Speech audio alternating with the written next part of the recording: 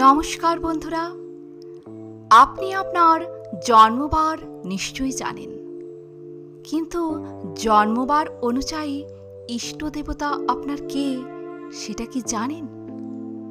জন্মবার অনুসারে কোন দেবতার পুজো করলে বেশি ফল মেলে আজ আমার ভিডিওর আলোচ্য বিষয়। তো চলুন শুরু করা যাক। ইষ্ট দেবতা নির্বাচনের সময় আপনি কোন রাশির জাতক বা জাতিকা সেই বিষয়টি যেমন বিবেচনা করা উচিত, তেমনি কোন দিন জন্মেছেন সেই বিষয়টিকেও গুরুত্ব দিতে হয়।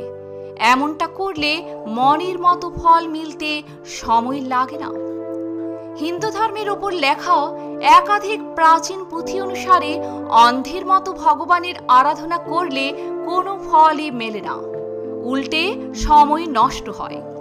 তাই তো আপনি কোন দিন জন্মেছেন তা জেনে নিয়ে সেই মতো ঠাকুরের আরাধনা করা উচিত, কারণ এমনটা করলে মনের সব ইচ্ছা পূরণ তো হবেই, সেই সঙ্গে কোনো ধরনের বিপদ ঘটে যাওয়ার আশঙ্কাও হ্রাস পায়। ইষ্টদেবতা নির্বাচনের সময় আপনি কোন রাশির জাতক বা জাতিকা সেই বিষয়টি যেমন বিবেচনা করা উচিত, তেমনি কোন দিন জন্মেছেন সেই বিষয়টিকেও গুরুত্ব দিতে হবে। এমনটা করলে মনের মতো ফল মিলবেই। এখন জেনে নিন যে দিন জন্মেছেন সেই মতো কোন দেবতার পুজো করা উচিত। প্রথমেই আসব রবিবার। আপনার যদি রবিবার জন্ম হয় তাহলে ভগবান বিষ্ণুর পুজো করতে হবে। তবে মন চাইলে ভগবান বিষ্ণুর যে কোনো অবতার, যেমন শ্রীকৃষ্ণ অথবা ভগবান রামেরও পুজো করতে পারেন। সোমবার, এই দিনটি হল দেবাদিদেবের, তাই যদি সোমবার জন্ম হয়ে থাকে তাহলে ভগবান শিবের আরাধনা করতে ভুলবেন না যেন। আপনার যদি মঙ্গলবার জন্মবার হয়ে থাকে এই দিন আরাধনা করতে হবে হনুমানজির। এমনটা করলে মনের সব ইচ্ছা পূরণ হতে দেখবেন সময় লাগবে না।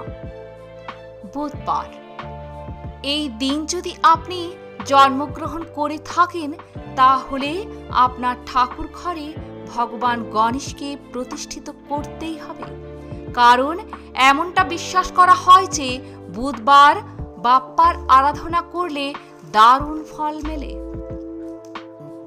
বৃহস্পতিবার, সোমবারের মতো সপ্তাহের এই দিনটিও ভগবান শিবের, তাই বৃহস্পতিবার যারা জন্মগ্রহণ করেছেন তারা যদি নিয়মিত সর্বশক্তিমানের আরাধনা করেন তাহলে দেখবেন মনের সব ইচ্ছা পূরণ হতে সময় লাগবে না।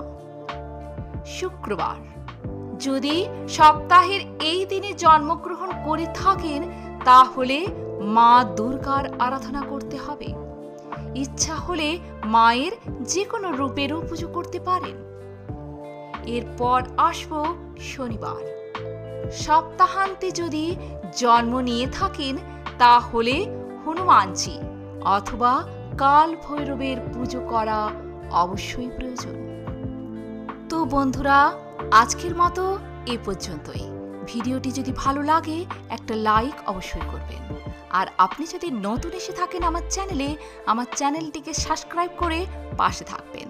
ধন্যবাদ।